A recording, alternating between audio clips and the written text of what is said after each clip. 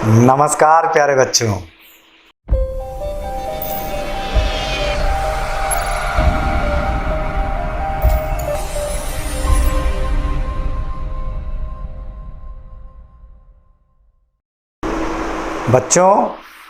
पिछले वीडियोस में आपने 10th क्लास के लिए प्रकाश के परावर्तन को समझा।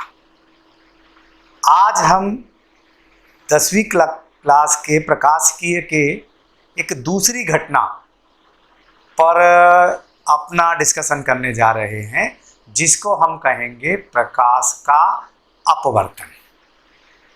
परावर्तन की घटना जब हमने पढ़ी थी तब कहा था कि प्रकाश किसी सतह से टकराकर उसी माध्यम में वापस लौट जाता है, अर्थात प्रकाश के परावर्तन में केवल एक ही माध्यम चलता है, आपतित किरण के लिए भी और परावर्तित किरण के लिए।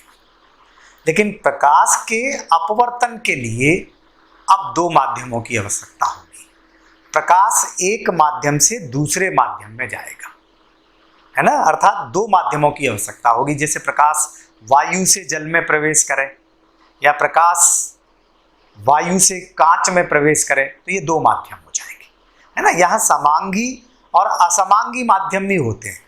असमांगी माध्यम एक प्रकार से दो माध्यमों को व्यक्त कर सकता है, जिसमें सारी भौतिक राशियां, किसी माध्यम की सारी भौतिक राशियां समान हैं तो वो समांगी माध्यम होता है। और अगर माध्यम में ही भौतिक राशियां बदल जाती हैं, जैसे घनत्व बदल जाए, ताप बदल जाए, तो वो असमांगी माध्यम कहलाता है। वहां प्रकाश अगर संचरित होगा तो वो अपवर्तन की घटना का पालन करेगा। उस समय केवल परावर्तन और उसको ही नहीं देखेंगे, हम अपवर्तन की घटना का भी अध्ययन करेंगे उसमें, ठीक है। अब अपवर्तन प्रकाश का क्या होता है, उससे संबंधित जो घटनाएं आप दैनिक जीवन में देख रहे हैं उस पर ध्यान देने की आवश्यकता है। आप देखिएगा कभी भी जो तालाब की तली या नदी की तली जो पानी के भीतर दिखाई देती है, वो अपनी वास्तविक गहराई से थोड़ी ऊपर उठी हुई दिखाई देती है, जबकि वास्तविक गहराई कुछ ज़्यादा होती है। अपवर्तन के कारण तालाब या नदियों की तली थोड़ी सी ऊपर उठी हुई दिखाई देती है। आप एक नींबू लीजिएगा और पानी से भरे गिलास में डालिएगा, कांच का गिलास में पानी से भरने में नींबू को डालिएगा, तो नींबू का आकार आपको बड़ा प्रतीत होगा। ये भी अपवर्तन की ही घटना है। या उसी पानी से भरे गिलास के अंदर एक सिक्का डाल के देखिए, तो सिक्का अपनी वास्तविक स्थिति से थोड़ा सा ऊपर उठा हुआ दिखाई देगा। ये अपवर्तन की ही घटना है ना। इसी प्रकार पानी से भरे कांच के गिलास में आप पेंसिल या चम्मच डाल दीजिए, ऐसी तिरछी करके रख दीजिए, तो वो आपको थोड़ी तिरछी दिखाई देगी। ये प्रकाश के अपवर्तन की ही घटना है। अर्थात प्रकाश जब एक माध्यम से दूसरे माध्यम में जाता है तो अपने वास्तविक मार्ग से विचलित हो जाता है।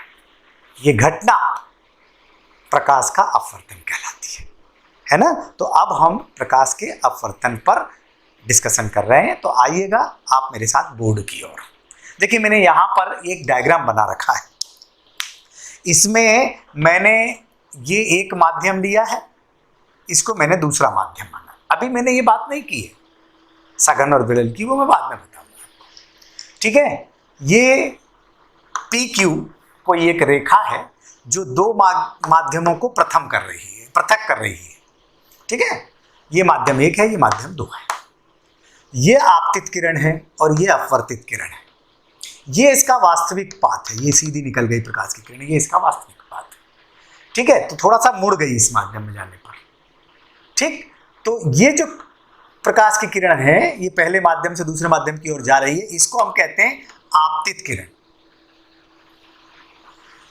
है ना। और ये MN ये अभिलंब है और OB ये अपवर्तित प्रकाश किरण है, ठीक है।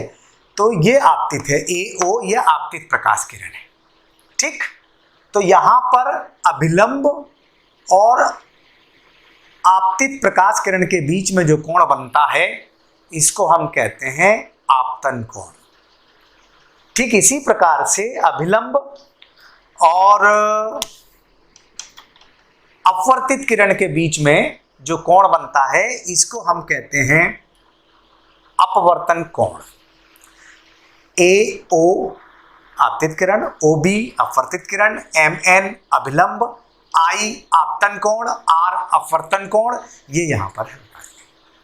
दो प्रकार से प्रकाश के परावर्तन को देखा जाता है कि जब प्रकाश एक माध्यम से दूसरे माध्यम में जाता है तो अपवर्तित प्रकाश की किरण या तो अभिलंब की ओर मुड़ती है या फिर अभिलंब से दूर की तरफ हटती है। ये दो प्रकार से देखा गया है। तो यहां एक और कॉन्सेप्ट आएगा जिसको हम सघन और विरल माध्यम कहेंगे। अब यहां सघन से तात्पर्य घनत्व से नहीं है, यानी द्रव्यमान घनत्व से नहीं है। यहां सघन और विरल का तात्पर्य यहां प्रकाशीय सघन और प्रकाशीय विरल से है। अर्थात जिस माध्यम में प्रकाश की चाल अधिक होती है वो विरल माध्यम कहलाता है, और जिस माध्यम में प्रकाश की चाल कम होती है वो सघन माध्यम कहलाता है। घनत्व से निर्भर नहीं, हालांकि एकांक आयतन पर द्रव्यमान को हम घनत्व कहते हैं। ठीक है, जो पानी का घनत्व होता है वो तारपीन के घनत्व से कम होता है, लेकिन फिर भी तारपीन में प्रकाश की चाल पानी की तुलना में कम होती है, अर्थात तारपीन जल की तुलना में अधिक सघन है।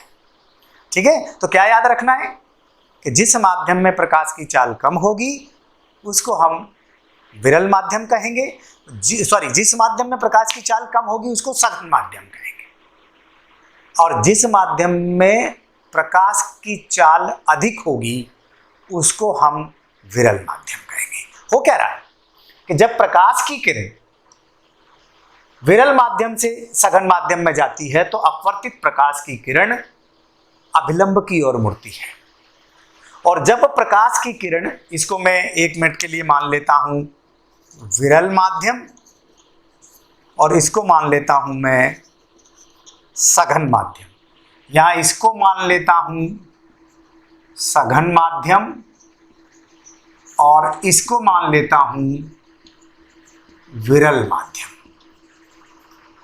और भी अगर आप आसानी से समझना चाहते हैं तो इसको मैं कांच कह रहा हूं और इसको वायु, क्योंकि वायु की तुलना में कांच सघन माध्यम, इसको मैं कांच कह देता हूं, इसको मैं कह देता हूं वायु। यह तो जब प्रकाश की किरण विरल माध्यम से सघन माध्यम में जाती है तो अपवर्तित प्रकाश की किरण अपने अभिलंब की ओर मुड़ती है, और जब प्रकाश की किरण सघन माध्यम से विरल माध्यम में जाती है तो अपवर्तित प्रकाश की किरण अभिलंब से दूर हटती है। क्यों? हालांकि इसका कारण विभिन्न माध्यमों में प्रकाश की चाल का भिन्न भिन्न होना है। प्रकाश की चाल सर्वाधिक विरल माध्यम में होती है, मतलब हमने माना है कि वायु या निर्वात में प्रकाश की चाल सबसे अधिक होती है। निर्वात में होती है लेकिन वायु को हम उसके इक्वल लेके चलते हैं, लगभग बहुत कम डिफर है इसलिए, और किसी माध्यम में जाने पर प्रकाश की चाल कम हो जाती है, वायु में सर्वाधिक रहती है ना। प्रकाश की चाल के बदलने के कारण जब प्रकाश एक माध्यम से दूसरे माध्यम में जाता है तो उसका मार्ग भी बदल जाता है। ठीक है, यहां पर देखिएगा, जब प्रकाश विरल माध्यम से सघन माध्यम में जा रहा है तो अपवर्तन कोण का मान आपतन कोण के मान से कम दिखाई दे रहा है, यानी कम हो जाता है। यहां पर जब सघन से विरल में जा रहा है तो अपवर्तन कोण का मान बढ़ता है। हालांकि इसका एक्सप्लेनेशन जब हम अपवर्तनांक को परिभाषित करेंगे तब देखेंगे। फिलहाल आपको यह ध्यान रखना है कि जब प्रकाश विरल से सघन की ओर आता है तो अपने अभिलंब की ओर मुड़ता है, और जब प्रकाश सघन माध्यम से विरल माध्यम में जाता है तो अपने अभिलंब से दूर हटता है। यहाँ पर भी प्रकाश के अपवर्तन के कुछ नियम हैं। पहला नियम तो प्रकाश के परावर्तन की समान ही है, इसका एक नियम दोनों का समान है। दूसरा थोड़ा सा बदल जाता है तो हम दूसरे पर डिस्कशन। पहला क्या है? आपतित किरण, अपवर्तित किरण और आपतन बिंदु पर अभिलंब, तीनों एक ही तल में होते हैं। मतलब ये आपतित किरण, ये तल है, ये आपतित किरण है, ये अपवर्तित किरण है, यही अभिलंब है ना, तीनों एक ही तल में रहे। तो पहला नियम, आपतित किरण, अपवर्तित किरण और आपतन बिंदु पर अभिलंब तीनों एक ही तल में होते हैं। और दूसरा नियम क्या है वो देखिएगा कि जब प्रकाश एक माध्यम से दूसरे माध्यम में, अब यहां एक वर्णी प्रकाश की बात कही गई, अलग अलग कलर है तो अलग अलग कलर के लिए देखना पड़ेगा। एक वर्णी प्रकाश का मतलब होता है जिसमें केवल एक ही रंग हो। जैसे सोडियम में अगर देखें, सोडियम लैंप देखते हो ना स्ट्रेट लाइन में लगे हुए, उसमें पीला कलर होता है, केवल पीले कलर का। तो क्या कहते हैं ये कि जब प्रकाश एक वर्णीय हो तो आपतन कोण की ज्या, ज्या मतलब साइन, और अपवर्तन कोण की ज्या का एक निश्चित अनुपात होता है ना, एक स्थिरांक होता है, नियत होता है, इसे माध्यम का अपवर्तनांक कहते हैं। यहां मैं म्यू से डिनोटेट कर रहा हूं, एनसीईआरटी में इसको एन से प्रदर्शित किया गया है, एन। क्या है दूसरा नियम कि आपतन कोण का साइन, ज्या को में साइन बोलते हैं अपन लोग, साइन ज्यादा फेमिलियर है, आपतन कोण का साइन और परावर्तन कोण के साइन का एक निश्चित अनुपात होता है जिसे माध्यम का अपवर्तनांक कहते हैं। अगर आप आई के मान को बदलते हो तो आर का मान भी बदल जाएगा, लेकिन ये चीज नहीं बदलेगी। जैसे आपने यहां आई 45 का रखा, मान लीजिए ये 30 का आ रहा है उदाहरण के तौर पर, तो जब अगर इसको 60 कर दोगे तो फिर ये 30 नहीं रहेगा, ये भी बढ़ जाएगा, लेकिन ये अनुपात निश्चित रहेगा। कांच के लिए ये अनुपात 1.5 आता है। कोई सा भी मान रखिए इनके, इसका मान बदलोगे तो इसका उसी हिसाब से बदल जाएगा, यहां 1.5 ही मिलेगा। ये बदलोगे ये बदल जाएगा, ये बदलोगे ये बदल जाएगा, लेकिन यहां फिक्स रहेगा, नियत रहेगा, जिसको माध्यम का अपवर्तनांक कहेंगे। और इसको एक वैज्ञानिक के नाम पर, जो बाबा थे उनके नाम पर ही दिया गया है, इसको कहते हैं स्नेल का नियम। ये स्नेल का नियम है। अगर ऐसे पूछ लें स्नेल का नियम क्या है तो आप बता दो कि आपतन कोण के साइन और अपवर्तन कोण के साइन के अनुपात को, है ना, माध्यम का अपवर्तनांक कहते हैं। यही स्नेल का नियम है। एक निश्चित अनुपात होता है, ये भी कह सकते हो अपवर्तनांक का नियम। ठीक है, तो स्नेल, दो नियम हो गए, दोनों अभी दिमाग में रखना आप अपने। एक तो ये स्नेल का नियम, ये भी अपवर्तन का नियम हो गया। ठीक है, और ये पहला कि क्या कहा था अपन ने कहा था कि आपतित किरण, अपवर्तित किरण और आपतन बिंदु पर अभिलंब तीनों एक ही तल में होते हैं। दूसरा अपन ने कहा था यदि प्रकाश एक वर्णी हो तो आपतन कोण के साइन और अपवर्तन कोण के साइन का एक निश्चित अनुपात होता है जिसे माध्यम का अपवर्तनांक कहते हैं। ठीक है, ये दो नियम अपने को दिमाग में रखना है। अब मैं चल रहा हूं थोड़ा सा इसके दूसरे कारण की ओर। उसके पहले, कारण को परिभाषित करने के पहले मैं आ रहा हूं अपवर्तनांक को परिभाषित करने के लिए। तो एक परिभाषा तो अपवर्तनांक की हम स्नेल के नियम से दे सकते हैं। ठीक है, एक परिभाषा तो हम दे सकते हैं स्नेल के नियम से। दूसरी परिभाषाएं भी अपवर्तनांक की हैं, वो कैसी हैं उनको देखिए। अपवर्तनांक दो प्रकार के होते हैं, एक निरपेक्ष अपवर्तनांक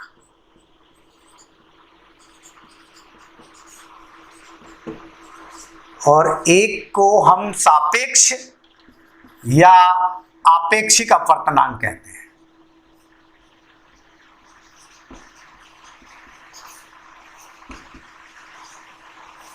ठीक, पहले इस पे आ जाओ। निरपेक्ष अपवर्तनांक को परिभाषित करने के लिए हम पहला माध्यम सदैव निर्वात या वायु लेके चलते हैं, वायु और निर्वात लेकर के चलते हैं। ठीक है, दूसरा कोई माध्यम होगा, वो जल भी हो सकता है, वो कांच भी हो सकता है, वो तारपीन भी हो सकती है, वो हीरा डायमंड भी हो सकता है, कुछ भी हो सकता है, दूसरा कोई माध्यम। ठीक है, आप क्या कहेंगे निरपेक्ष अपवर्तनांक के लिए? अगर मैं इसको n से लिख दूं 1 मिनट के लिए, तो आप लिखेंगे वायु में प्रकाश की चाल, और बटे में अपॉन में लिखेंगे माध्यम में प्रकाश की चाल।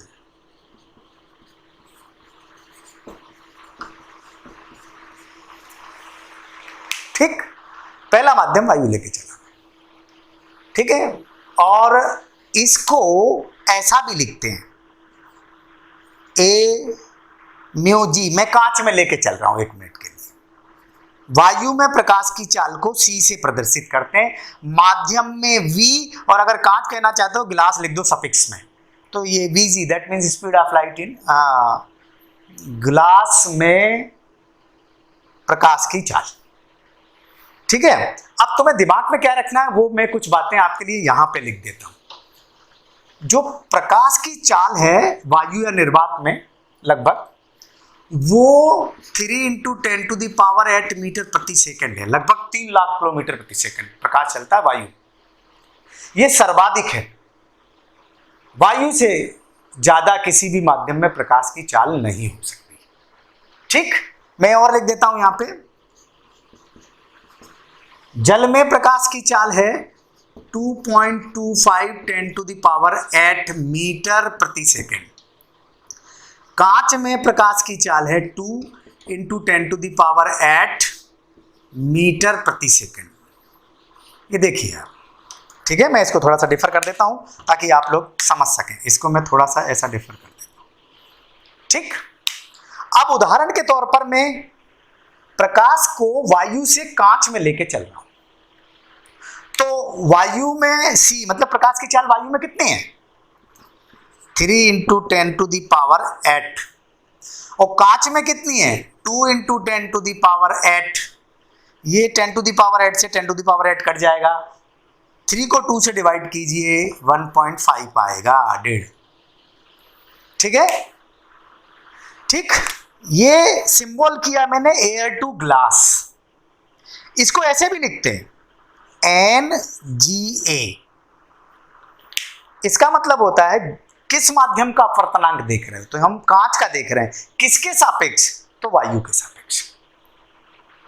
निरपेक्ष अपवर्तनांक में पहला माध्यम वायु रहेगा, और जिस का अपवर्तनांक देखते हो उसको पहले लिखा जाता है, किसके सापेक्ष देख रहे हो उसको बाद में लिखा जाता है। तो हम वायु के सापेक्ष कांच का देख रहे हैं, इसलिए वायु को बाद में लिखा, एयर को, और ग्लास मतलब कांच को पहले लिख दिया। ये भी तरीका लिखने का। तो कीप इन माइंड, दिमाग में रखना इस बात को कि निरपेक्ष अपवर्तनांक का मान सदैव 1 से अधिक आता है, हमेशा 1 से अधिक। ऑब्वियसली, क्योंकि C जो है वो किसी भी माध्यम की तुलना में हमेशा ज्यादा रहेगा। प्रकाश की चाल वायु में हमेशा ज्यादा रहेगी, और जब कम से उसको भाग दोगे तो ज्यादा में कम से भाग दिया जाता है, तो 1 से ज्यादा आता है। तो निरपेक्ष अपवर्तनांक हमेशा 1 से ज्यादा आएगा। ठीक है, ये आपको दिमाग में रखना पड़ेगा। ऐसे ही तुम करना चाहो तो मैं डायरेक्ट कर देता हूं NWA, मतलब मैं जल का अपवर्तनांक निकाल रहा हूं वायु के सापेक्ष, तो 3 × 10⁸ बाय 2.25 × 10⁸ 10⁸ से 10⁸ कट जाएगा।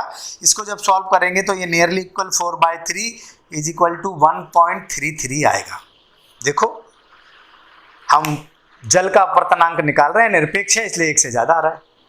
एक बात और याद रखना है,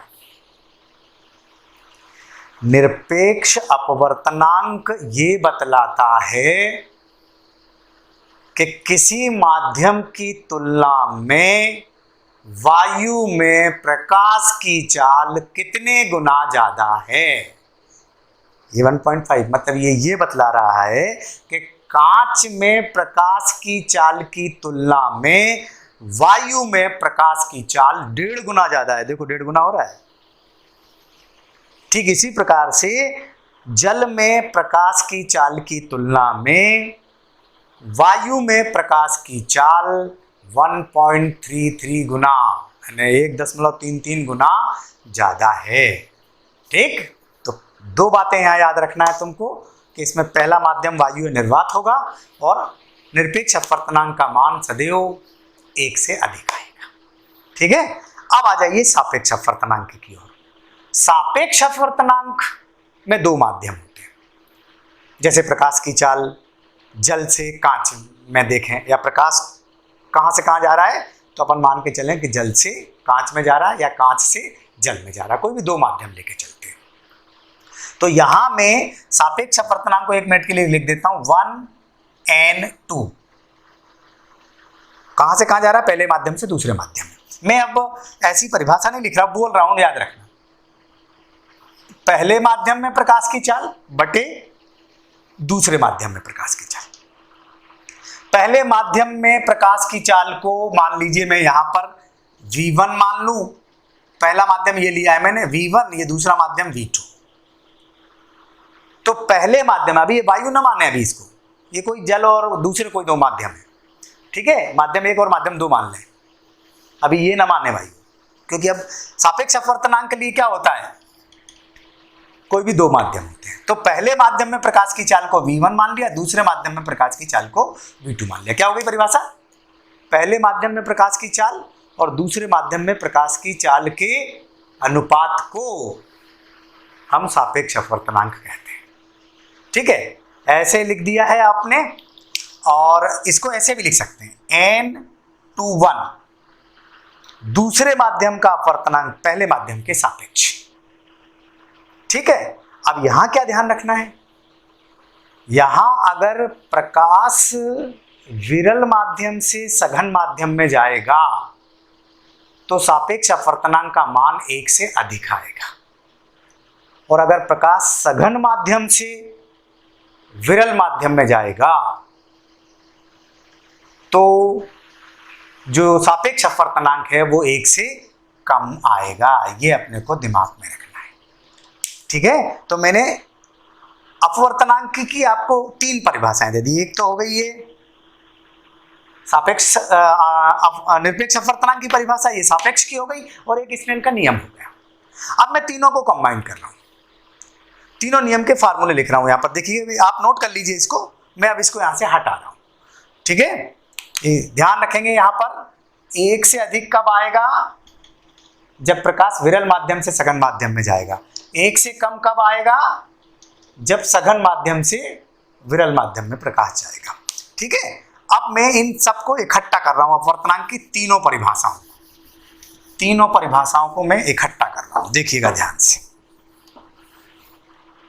ये मैंने लिखा अपवर्तनांक n = sin I upon sin R = C/V = V1/V2, तीनों के साथ लिख दिया मैंने। ये स्नेल का नियम है, ये निरपेक्ष अपवर्तनांक की परिभाषा है, मैंने सापेक्ष की मान लिया। अगर और इजी करना चाहते हो तो इसको अपन ऐसा भी लिख सकते हो। वाटर मैं नहीं लिखना चाहता, थोड़ा यहीं से एक्सप्लेन करना चाहता हूं। देखो, ऑब्वियसली अगर किसी माध्यम का अपवर्तनांक अधिक है तो उसमें R का मान, मतलब अपवर्तन कोण का मान कम आएगा, उसमें प्रकाश की चाल भी कम रहेगी। ये देख लो, दोनों को ही डिफर करना है। किसी माध्यम का अपवर्तनांक अधिक है तो उसमें प्रकाश की चाल कम रहेगी, और किसी माध्यम का अपवर्तनांक कम है उसमें अपवर्तन कोण का मान ज्यादा आएगा और प्रकाश की चाल भी ज्यादा आएगी। एक और बात याद रखना है, जिस माध्यम का अपवर्तनांक जितना ज्यादा होगा वो माध्यम उतना ही ज्यादा सघन होगा। जैसे डायमंड, हीरे का अपवर्तनांक 2.42 है, कांच की तुलना में बहुत ज्यादा सघन है। फिर ये कांच का अपवर्तनांक 1.5 है, पानी का अपवर्तनांक 1.33 है, तो हीरा जो है वो सबसे ज्यादा सघन माना जाएगा आपका, ठीक है। तो अब क्या कह रहा हूं मैं यहां पर, देखो अपवर्तनांक अधिक होगा, R का मान कम होगा, उसमें प्रकाश की चाल भी कम होगी, है ना। अब अपन यहां आ जाए 1 मिनट के लिए, मैं कारण बताने जा रहा हूं। मैंने कहा था ना कि अपवर्तन का कारण क्या है, उसका कारण बताया था मैंने कि विभिन्न माध्यमों में प्रकाश की चाल भिन्न भिन्न होती है। अब 1 मिनट के लिए अपन यहां आ जाइए, मैं यहां से बता देता हूं कि ये अभिलंब की ओर क्यों मुड़ी या वो अभिलंब से दूर क्यों हटी, उसको आप खुद करके देखेंगे। तो यहां पर आ जाइए, है ना। यहां मान लीजिए कि प्रकाश वायु से कांच में, मतलब विरल माध्यम से सघन माध्यम में चल रहा है। मैं ये दो चीजें उठा रहा हूं आपकी, sin I upon sin R Snell का नियम है, और ये v1/v2, ये दो माध्यम में प्रकाश की चाल है। मैंने क्या कहा, कहां से कहां जा रहा है, विरल माध्यम से सघन माध्यम, और विरल माध्यम में प्रकाश की चाल सघन माध्यम की तुलना में अधिक होती है, अर्थात v1 is greater then v2, है ना। तो चूंकि v1 is greater then v2, जब ये इससे ज्यादा है तो ये भी इससे ज्यादा होगा, अर्थात sine I is greater than sine R, sine हटा दें दो में से, so I is greater than R। यानी इस कंडीशन में आपतन कोण का मान अपवर्तन कोण के मान से अधिक होना चाहिए। देखो यहाँ यही हो रहा है, अगर ये सीधी निकल जाती है, ये विचलन कोण है, ये सीधी निकल जाती है तो I और R बराबर हो जाएंगे, और अगर दूर हटती है, ऐसी चली जाती है, तो फिर R का जो मान है वो I से ज्यादा हो जाएगा। ये तब ही संभव है जब प्रकाश की किरण अभिलंब की ओर मुड़े तो R का मान I से कम आएगा, ठीक है। इसलिए I से, तो जब विरल माध्यम से सघन माध्यम में जाती है तो अपने अभिलंब की ओर मुड़ती है। यहां आप करके देखिएगा, यहां जो है I is less than R आएगा, क्योंकि यहां प्रकाश की चाल कम है, यहां प्रकाश की चाल ज्यादा है, तो यहां R का मान जो है वो बढ़ जाएगा, ठीक है। मैं इसमें एक छोटी सी एक्सरसाइज जल्दी से आपको देता हूं, आप खुद इसके एप्लीकेशन तैयार करें। मैं कोई 3 माध्यम ले रहा हूं, पहला माध्यम तो वायु है, 3 माध्यम बदल रहा हूं। ये एक माध्यम A, ये माध्यम B और ये माध्यम C, BC, ठीक है। यहां ले लूं नीचे आप ताकि समझ सकें, ये A माध्यम है, ये B माध्यम है, ये C माध्यम है। इन तीनों में मैंने आपतन कोण के मान को समान रखा है, ये I, ये I, ये I, अर्थात एक एग्जाम्पल के तौर पर कि आपतन कोण का मान 45 का रखा है। यहां पे ये कोण 15 डिग्री का आ रहा है, 15 डिग्री, ये 20 डिग्री, ये 25 डिग्री।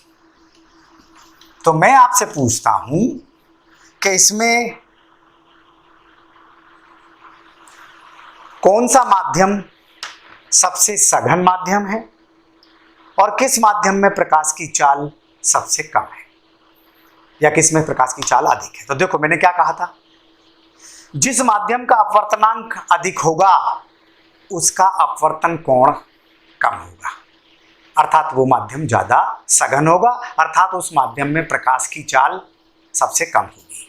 तो देखो ध्यान से, यहाँ पे ये 15, 20, 25 डिग्री के कोण हैं, तो 15 का कोण सबसे कम है, मतलब R का मान सबसे कम है, तो इस माध्यम का अपवर्तनांक सबसे ज्यादा है, अर्थात ये माध्यम सबसे अधिक सघन है, तो इस माध्यम में प्रकाश की चाल भी कम रहेगी।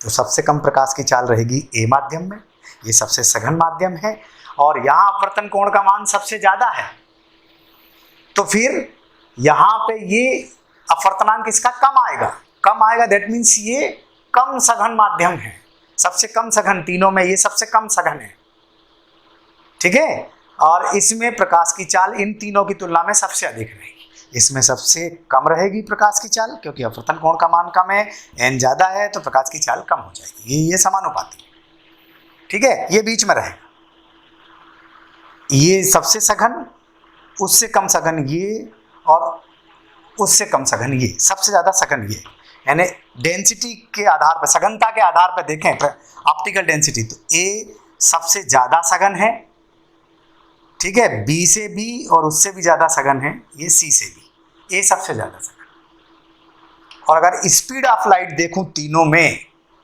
तो सबसे कम स्पीड रहेगी A की, B से भी कम और C से भी कम।